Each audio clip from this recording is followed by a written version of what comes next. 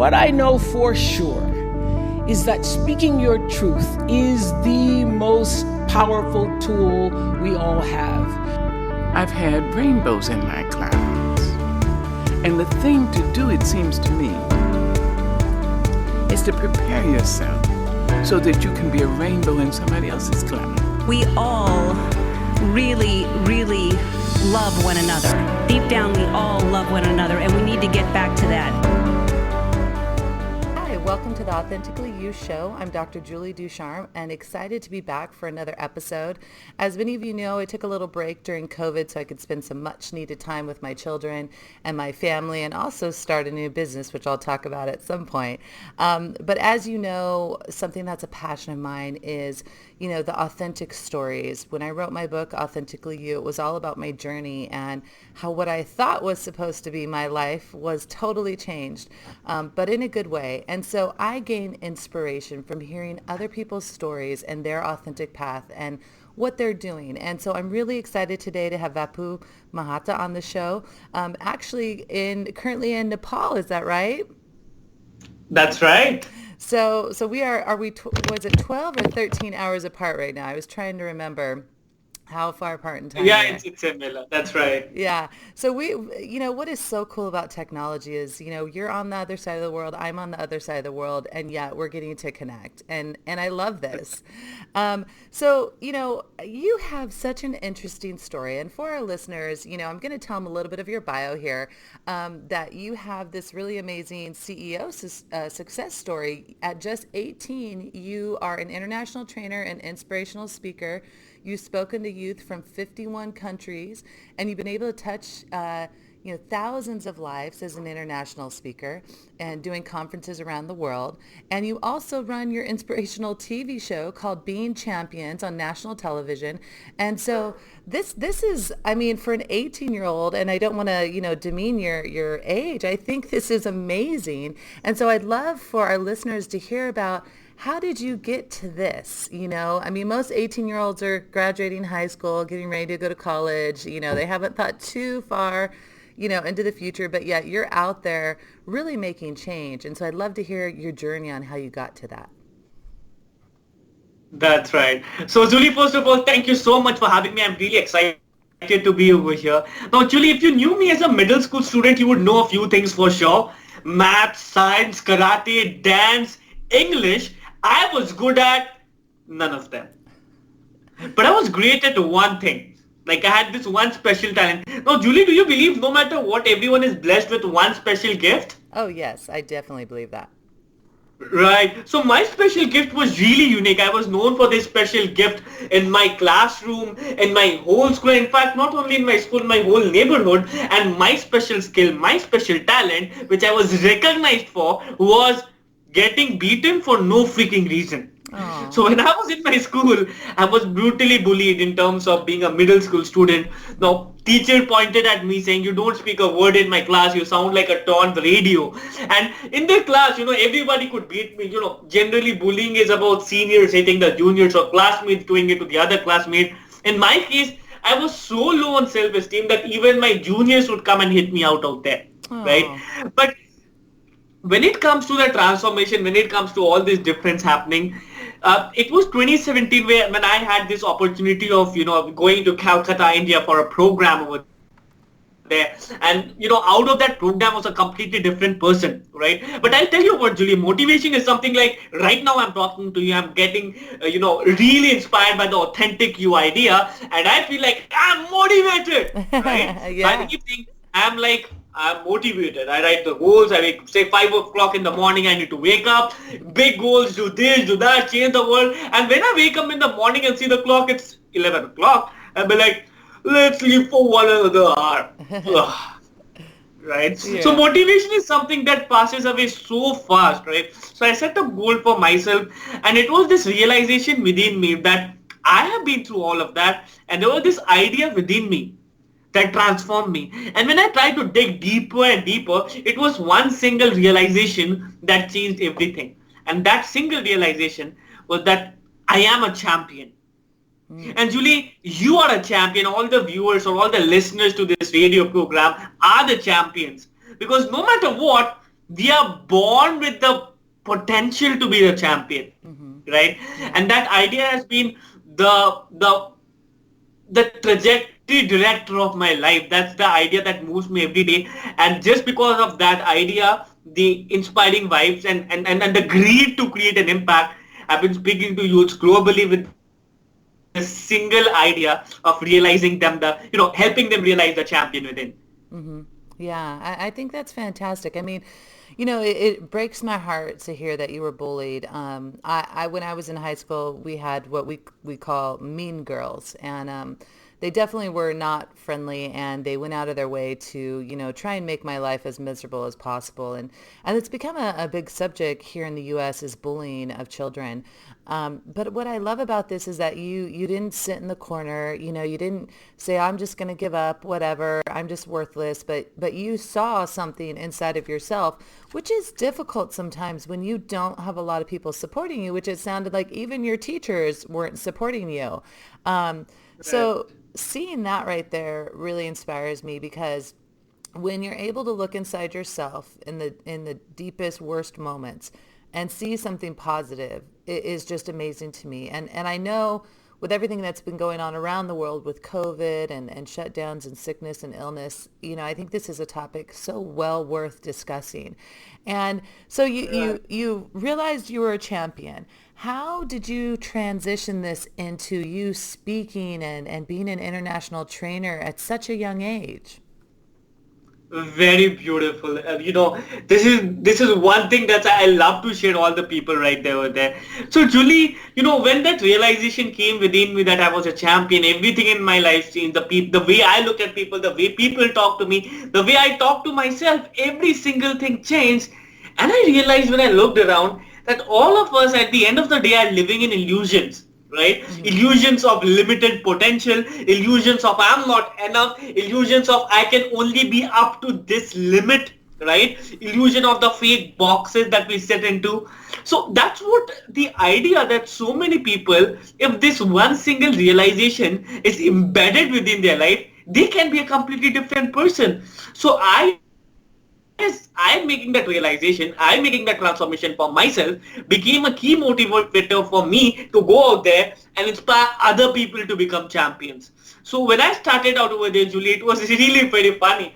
So what I did is I knew a few coaching institutes in terms of who provide tuition classes and stuff. So I went to them, I said I want to do a program for them, and in my own classroom I did a program over there, and I was like, there's sometimes you feel like, oh yeah, I'm the champion, I'm the only champion. You see, there are two different things. One is realization that I am a champion, and the other is that I am the champion, I'm the only champion, and no one else is champion, everyone's a loser. Right? So that came up within me. So I had that over-esteemed within myself. I took my random proposal over there. I went to 10 schools at a time that day. And I want to do a completely free program for your school to inspire your students and stuff. And guess what? Every single one of them said I'll call back. And I never heard back from them until 1 to 2 years, and then almost most of those schools have have invited me as a paid speaker over there. So how it began for me is very simple. It was one realization that I realized that I'm a champion, and then it was this greed, it was this mission that this realization, if embedded within others, can transform their lives as well. And that's how I got started. And then international, when someone joined my session in Nepal for some reason and they saw that this is bringing impact. So I went to the other way around. When I say 51 countries, it's through different conferences I've been to in different countries. So that's how it is for me. I love that you looked at the perspective of you're not the only champion. I played a lot of high-level sports, and, it's very competitive and very much a mentality that is taught a lot of times, at least here in the U.S., is that you need to be the number one champion.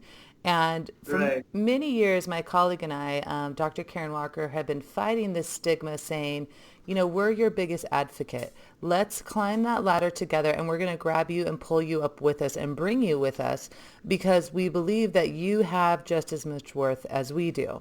And you would be surprised how many people don't believe that everyone can be or should be a champion. And That's right. I think that's such an important mentality, especially to our youth that you are reaching out right now. They are sold a lot of things in life that they should look like or be like or try to be like this celebrity, and Right. that's not what they need. They need to, as you talked about, everyone has something that they're good at. Everyone has something that they're blessed with.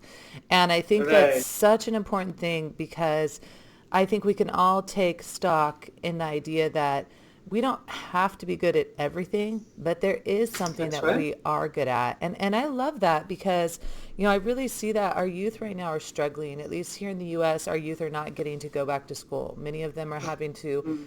be remote, and they're talking about the kids being depressed and struggling and upset because so much, of the identity and socialization is in the school, and they don't have anyone telling them, you are a champion. You're going to do this. You're going to be fine. And so, I love that because it just really hits home with me. And especially, I have young kids right now. They are 11 and 9. And to me, there's Beautiful. nothing more important than my children knowing that they have something special about them, and that they can be That's right. a champion and everything. And so I love this theme that you have going on because really, I mean, really, it's not being pushed as much as it should. And so I think that's so important. So you talk with youth. You also have an inspirational TV show called Being Champions. Can you tell us about that? Yeah, sure. So you know what? Being Champion is a TV show over there in Nepal. When I, just how I got started with the TV show, it's really different. So I found out somehow the number of the television CEO, and I called him and said, "Hello, sir. I'm a 15-year-old and I want to run a TV show in your television." It's like, "Who the heck are you?" And he's like, "Who am I talking to?" And just to be nice and kind, he said to me, "Okay, come to the office on XYZ date after a long time on this time." So I went to the office and I was over there waiting 2 hours until I was called upstairs over there. And then I requested him in all the different ways that I want to run TV show and this and that. He was like, "Okay, we'll see." And literally for the next 1 month, I went back and through, to and fro to the television company that I want to run the show. And I learned everything it took to be over there. And then I got started with the show. And today the CEO, Devash, is one of the wonderful mentors that I have. But what happened basically is that when I started the program, it was one single vision over there. Julie, no matter what I think, or no matter what everyone else think, no matter, there's a little spark within everyone that yes, I want to become a champion. That might not be very visible in the beginning, but that spark exists, right? Yeah. So basically, being champions is a mission, is a movement to bridge the gap between those who have become champions and those who aspire to become champions. In terms of having informal conversations about the smallest of things. How do you do smallest of things that makes you champion? How did you make that journey happen? And we don't just talk about how the glory happened, but the story behind the glory that led to the glory, right? Yeah. So that's what being champion is all about. We have had hosted everyone from world champion of public speaking to Olympic medalists to best-selling authors and all of them. And I'm glad to share that it is one of the very wonderfully viewed TV show over here in Nepal. That's amazing. And I love the courage you had to just go in at age 15. I mean, and just say, I want to show, and to have the diligence. I love that because, I know that we have youth that listen to this show and we have parents. And I know as parents, my kids tell me something new that they want to be every day. My son's like, today I want to be an astronaut. Tomorrow I want to be this. And, it's always interesting to watch their path. And my daughter's very artistic. And so we've been helping her look at all different avenues of art, painting, computer art, and different things like that. So she can explore all those different ways to be an artist.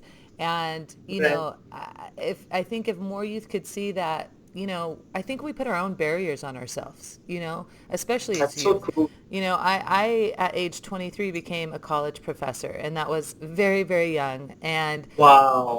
for me, I didn't think it was a big deal. I was like, what? So I'm a college professor. Cool. Everyone else was like, what do you mean? How did you get there? And I'm sure many of our people are going, he was 15 and he just walked into a TV station and was like, hey, I'm going to have a show.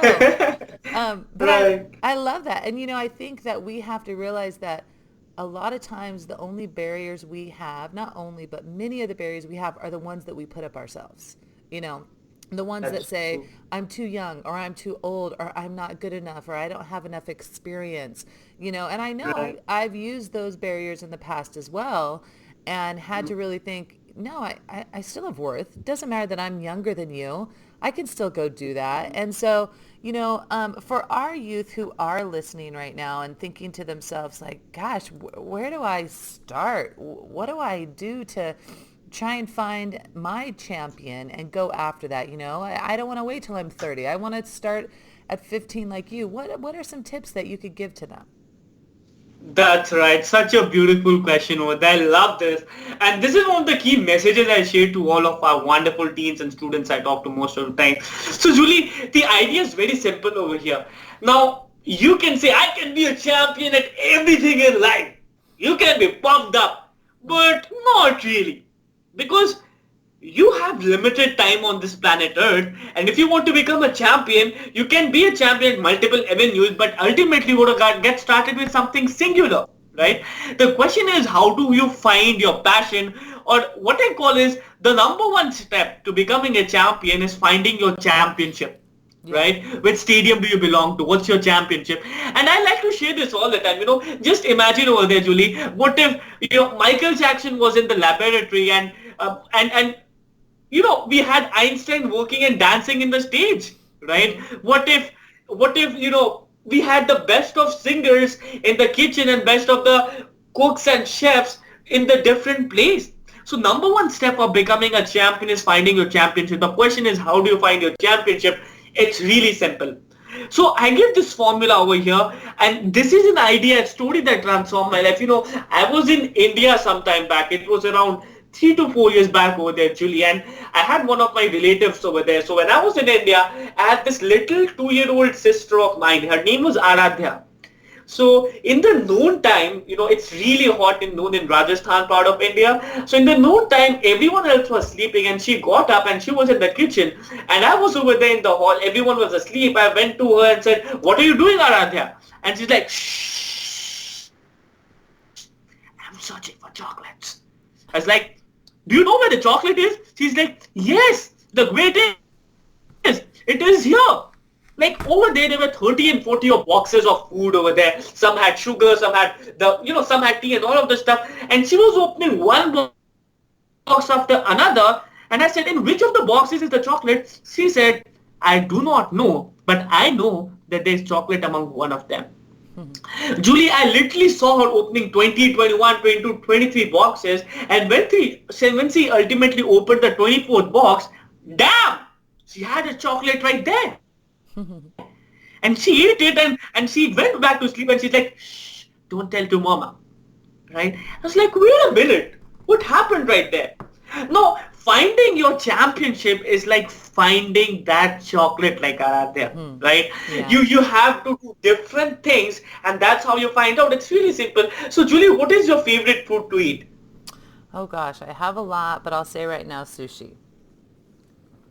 Okay, let's say sushi over there. Now, how did you find out that sushi was your favorite thing to eat?